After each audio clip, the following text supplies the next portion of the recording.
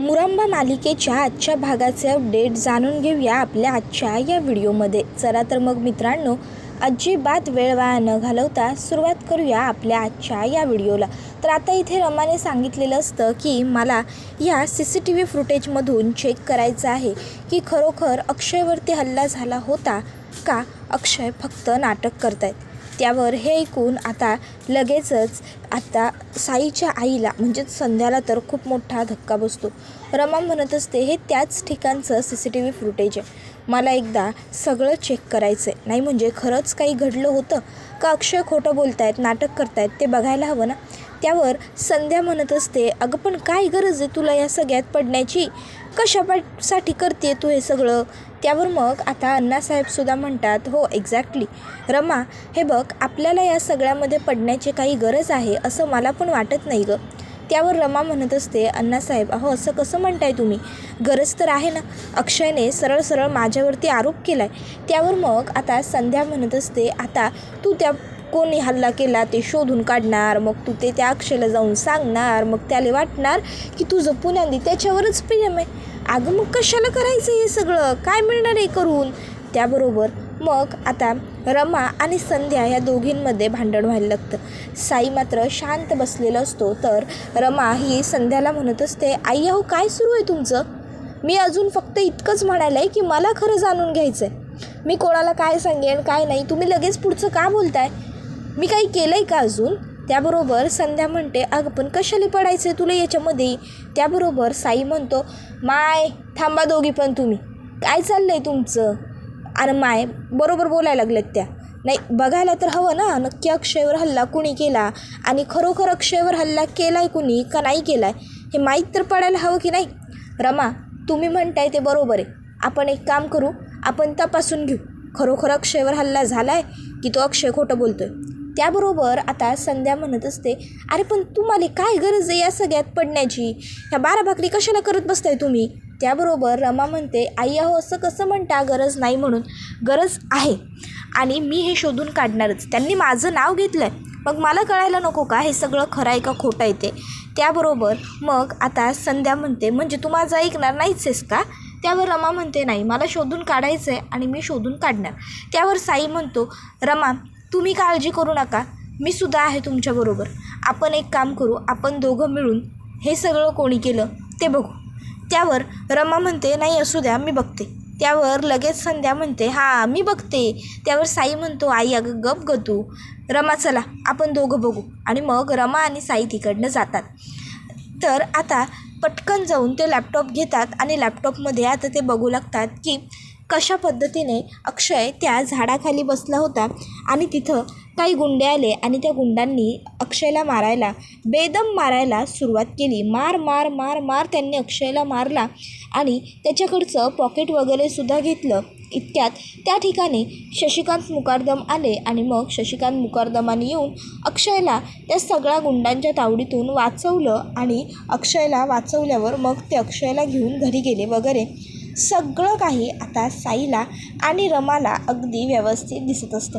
मग ते सगळं बघून झाल्यावर साई म्हणायला लागतो नाही रमा ह्याचा अर्थ अक्षय खोटं बोलत नव्हता, अक्षयवर खरोखर हल्ला झाला आहे. त्यावर रमा म्हणते हो आता हे कुणी केलं आहे हे आपल्याला बघावं लागेल, त्यांनी माझ्यावर आरोप केला. त्यावर साई म्हणतो रमा तुम्ही काही काळजी करू नका, या सगळ्याच्या खोलापर्यंत मी जाईन आणि हे सगळं कोणी केलं आहे हे सगळं मी शोधून काढेन, तुम्ही निश्चिंत राहा, आपण बघूया ना मिळून हे सगळं कोणी केलं का केलं सगळं शोधूया, पण शांत राहा. त्याबरोबर दुसरीकडे इरावती म्हणत असते अरे कशाला आला तो शशिकांत मुकारदम, नको त्यावेळी आला आणि माझा सगळा प्लॅन चौपट करून गेला, कशाला येतो ना हा मध्ये मध्ये उगवतो, मला ह्याचं काही कळत नाही, काय गरज काय असते याला यायची, नको त्यावेळी गायब होतो आणि जेव्हा गरज नसते तेव्हा टपकतो. त्याबरोबर आता त्या ठिकाणी मालविका आलेली असते. आता मालविका येते आणि इरावतीला म्हणत असते इरावती मॅम ते.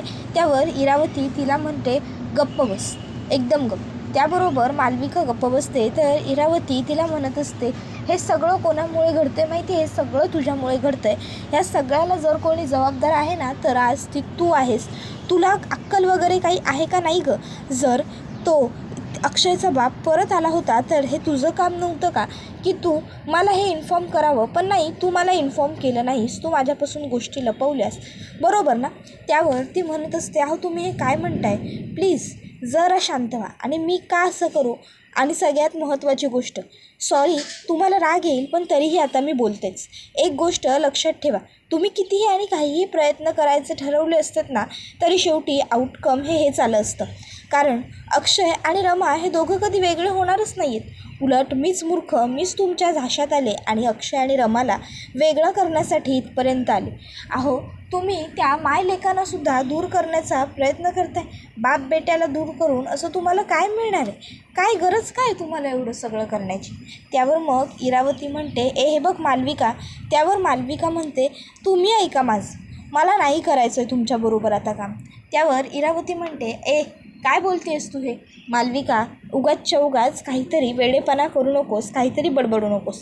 त्यावर मग मालविका म्हणते, नाही मला नाहीच करायचं तुमच्यासाठी काम आता. मी तुम्हाला हेच सांगायला आले. चांगलं सुरू होतं माझं आपलं सोशल मीडियावरती. उगाच तुम्ही माझ्याकडे आलात, मी तुमच्या बोलण्यात भुलले, फसले आणि इथे तुमच्या घरात आले. मला ना खरं तर तुमच्या घरात यायलाच नको होतं. चूक केली आहे मी तुमच्या घरात येऊन. पण एक गोष्ट लक्षात ठेवा, अहो ती अख्खी मुकादम फॅमिली ते अक्षय आणि रमाला एक करण्यासाठी प्रयत्न करते, झुंजते. मग तुम्ही का असं वेगळं करण्याच्या पाठी पडलाय त्यांना? तुम्हाला काय मिळतं हे सगळं करून? त्यावर मग आता इरावती म्हणत असते, हे बघ, तू असं काहीतरी बडबडू नकोस आणि तू माझ्या टीममध्ये आहेस हे तू विसरूसुद्धा नको. त्यावर आता मालविका म्हणते, होते, आता नाही आहे. बस, आत्तापर्यंत तुम्ही माझ्यासाठी खूप काही केलं, मला खूप काही दिलं, पण आत्ता प्लीज नको, मला नाही करायचं हे सगळं. बस, मी हात जोडते हवं तर तुमच्यासमोर, पण माझ्या पाठी पडू नका. ना मला या सगळ्यात काही इंटरेस्ट आहे, ना मला हे सगळं करायचं आहे, कळलं ना? आणि मग आता मालविका म्हणते, जाऊ द्या मला. त्याबरोबर इरावती आता तिच्या मागे जाते. मालविका अगं थांब मालविका. पण मालविका काही थांबत नाही. मालविका थेट तिकडनं तरातरा निघून जाते. आता मालविका ही अशी अचानक रागावून निघून गेल्यावर इरावतीला कळत नाही की आता करायचं तरी काय. त्याबरोबर संध्याचा तिला फोन येतो आणि संध्या इरावतीला सांगते की अक्षयने वर कोणी हल्ला केला ते रमाने आणि साईने शोधून काढायचं ठरवलं.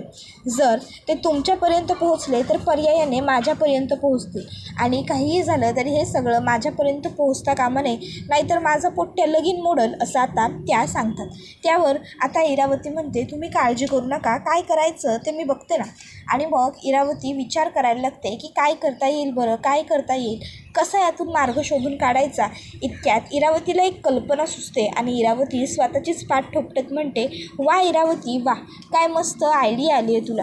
त्याबरोबर दुसरीकडे साई आणि रमा हे दोघंही जण हॉलमध्ये तिथेच तसेच झोपून गेलेले असतात. साई खुर्चीवरती सोफ्यावरती तर रमा सोफ्यावरती आडवी झालेली असते बसून.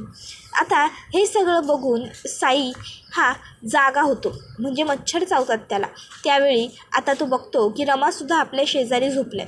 मग साई उठतो, बेडशीट आणतो आणि रमाच्या अंगावरती टाकतो. आता रमा ही गाढ झोपलेली असते. इतक्यात संध्या तिकडे येते. संध्या साईला हाक मारते, पोट्या इकडे. त्याबरोबर साई तिकडे येतो आणि संध्याला म्हणतो, माय काय तू अजून झोपली नाही? काहून जागी राहिली अजून? काय झालं? त्यावर संध्या म्हणते, अरे पोट्या, त्याच्याशी तुला काय करायचं आहे? मी काय म्हणते ते ऐक. त्या अक्षयवर हल्ला कुणी केला, का केला, कशाला केला, सगळं आपल्याला का शोधून काढायचं? तू काहून पडायचं या सगळ्यात? त्यावर साई म्हणतो, कारण त्याने रमावर आळ केला आहे मा, आणि रमावर आळ केलेला म्या नाही सहन करू शकत. त्याबरोबर मग संध्या म्हणत असते, अरे पण मग हे आपल्या पथ्यावर पडलं आहे ना. त्या रमावर त्या अक्षयनं आरोप केला खरा, पण आता त्यामुळं आपण सुखी सुटलो ना. आता त्या अक्षयच्या मनात त्या रमाविरुद्ध राग आहे. आता त्याच्या मनात राग आहे, ही गोष्ट आपल्यासाठी चांगली नाही आहे का? आपल्या पथ्यावर पडली आहे ही गोष्ट, तुला ते का कळत नाही आहे? अरे उगच या समध्यात तू पडायला जाऊ नको. त्या अक्षय आणि रमाला वेगळं करायचं असेल ना, तर उलट आपल्याकडे हा एकमेव पर्याय आहे आणि चान्ससुद्धा सोडू नको रे पोट्या. या सगळ्यात तुला पडायची काही गरजच नाही आहे, तू पडूच नको ना. जाऊ देत ना सगळं, कशाला शोधून काढायच्या भानगडीत पडतोय तू. त्याबरोबर आता साईला त्याच्या आईच्या कल्पना पटते आणि मग तो म्हणतो की ठीक आहे, चालेल माय. आणि मग आता साई एवढं बोलून तिकडनं निघून जातो. त्याबरोबर इकडे संध्या म्हणायला लागते, चला मी मला तर वाचवलं, पण आता ती इरावती स्वतःला कशी वाचवते आणि काय करते ते बघायचं आहे. चला बाप्पा, सगळं व्यवस्थित होऊ दे, आम्ही याच्यात काय अडकायला नको असा विचार करत संध्या ही तिथे उभी असते. आणि तिथे उभी राहून ती आता इकडे बघत असते. रमा झोपलेली असते तिच्याकडे. दुसऱ्या दिवशी आता मालविका घर सोडून जायला निघालेली असते.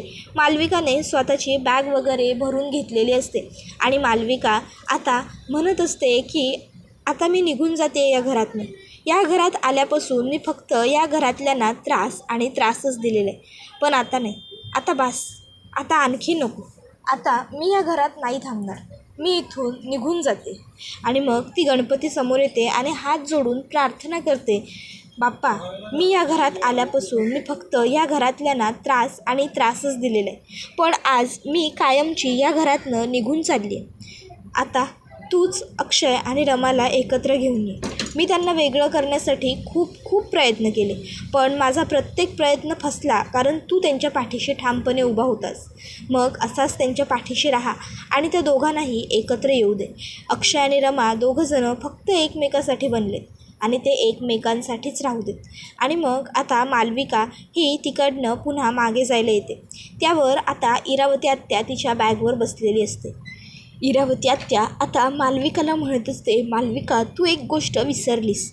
इरावती आत्याच्या टीममध्ये एकदा आलं ना की मग असं बॅकअप करता येत नाही जाऊ शकत कोणीच असं परत. त्यावर मालविका म्हणत असते, ओ, तुम्हाला मी सांगितलं ना की मला तुमच्या टीममध्ये राहण्यात काही इंटरेस्ट नाही आहे, मला नाही राहायचं इथे, मला मुळात खोटं बोलायचंच नाही आहे अजून, मला जाऊ द्या, नका थांबवू मला इथे. उगाच मी चूक केली आणि तुमच्या झाशात आले, सगळं तुमच्यामुळे घडलं. त्यावर मालविका म्हणत असते, तर मग इरावती म्हणते, गप्प बस ग, तू म्हणतेस ना तसं काही होणार नाही आहे, तू इथून जाऊच शकणार नाही आहेस. त्यावर आता लगेचच इकडे ती म्हणते, म्हणजे नेमकं आता तुम्हाला काय म्हणायचं आहे आणि तुमच्या मनात काय? त्यावर इरावती म्हणते, बघायचं आहे तुला, ये बघून घे. आणि मग ती आता स्वतःचा एक हात स्वतःलाच ढकलायला वापरते आणि म्हणते, हे बघ, अक्षय, इरावती बघ, मालविकाने मला ढकललं. त्यावर मालविका म्हणते, अहो काय करताय तुम्ही? इरावती म्हणते, बघ तरी आता पुढे मी आणखीन काय करू शकते ते.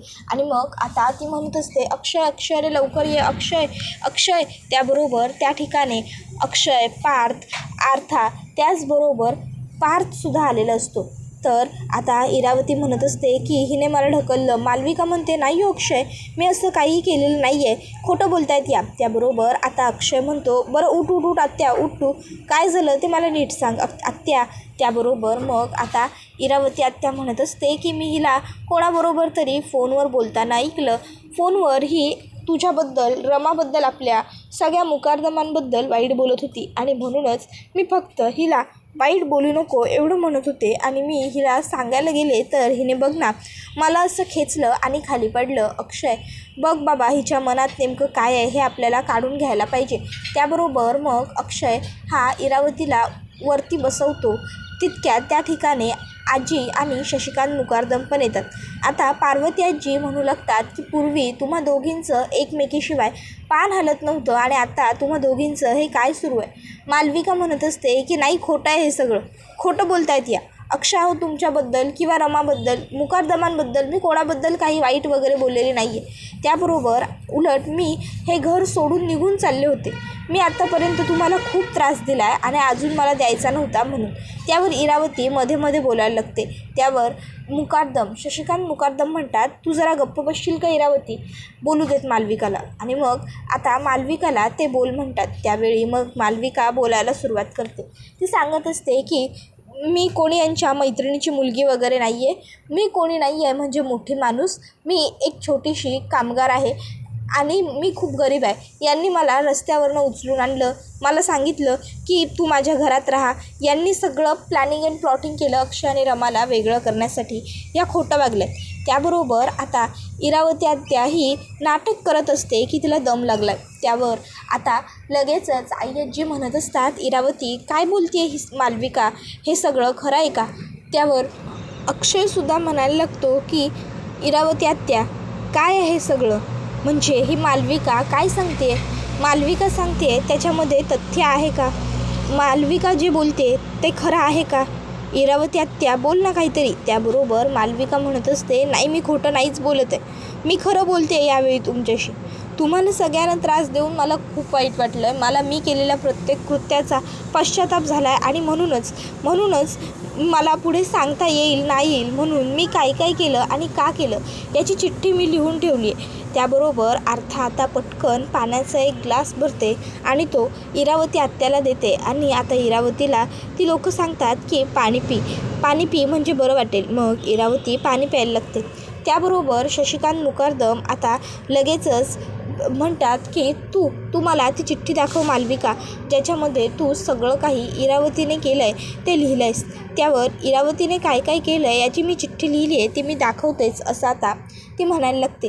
तर इरावती तिला म्हणते, पण पुरावा का हे सगळं मी केल्याचा? बोल ना, आहे का काही पुरावा? त्यावर मग मात्र आता ती म्हणायला लागते, हो मी लिहिलेली चिठ्ठीच या सगळ्याचा पुरावा ठरू शकतो. अक्षय म्हणतो, काय बोलतेस तू हे मालविका? त्यावर मालविका म्हणते, हो मी अगदी खरं बोलते अक्षय, तुम्ही फक्त एकदा ती चिठ्ठी बघा म्हणजे तुम्हाला आत्याने काय काय केलं आहे ते सगळं आपोआपच समजून जाईल. आणि मग आता लगेच मालविका ही ती चिठ्ठी अक्षयला देण्यासाठी मागे फिरते डायनिंग टेबलजवळ. त्याबरोबर मनातल्या मनात आई आजी म्हणत असतात, वा एका अर्थी जे झालं ते बरंच झालं. आता या सगळ्यामुळे का होईना पण अक्षयसमोर खरोखर खरा चेहरा उघड होईल या इरावती आत्याचा. आता इरावती खरी कशी आहे हे अक्षयला कळेल आणि एकदा का अक्षयला हे सगळं खरं कळालं की या सगळ्यातनं अक्षय मोकळा होईल.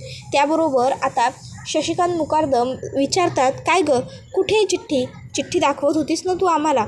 आता इकडे मालविकाने जी चिठ्ठी लिहून ठेवलेली असते ती चिठ्ठी अगोदरच इरावती आत्याने गायब केलेली असते. त्यामुळे आता बिचाऱ्या मालविकाला कोणत्याही पद्धतीची चिठ्ठी सापडतच नाही.